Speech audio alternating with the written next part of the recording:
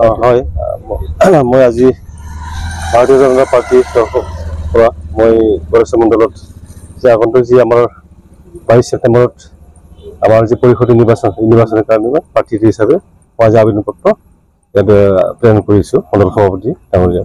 আশা কৰিছোঁ যদি অন্যতম কৰ্তব্য হয় মোক যদি টিকেট মোক প্ৰদান কৰে নিশ্চয় মই জিকাৰ কাৰণে নিশ্চিত। নিশ্চয় দলক আমি মানি চলিব লাগিব। যেতিয়া মই এজন দলৰ দায়িত্ব হিচাপে কাম কৰি আছোঁ সেই হিচাপে তুমি নক মোক বিচাৰিলে মই নিশ্চয় ভাল পাম আৰু মোৰ বাৰে যদি অন্যক দিয়ে তেতিয়াহ'লে নিশ্চয় তেখেতসকলক মই সহায় সহযোগ কৰিম।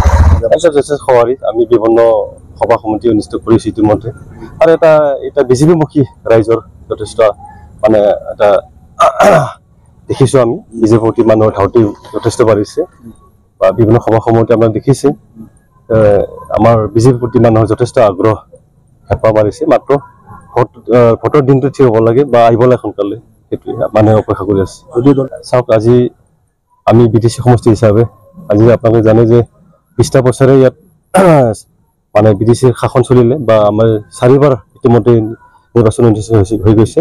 সেই হিচাপে যথেষ্ট এতিয়াও গড়েশ্বৰ সমষ্টি হিচাপে আমি যদি চাওঁ যথেষ্ট ৰাস্তা ঘাটৰ পৰা আৰম্ভ কৰি চিকিৎসালয়ৰ পৰা আৰম্ভ কৰি বিদ্যালয় বহুত ধৰণৰ সমস্যাবিলাক এতিয়াও আছে।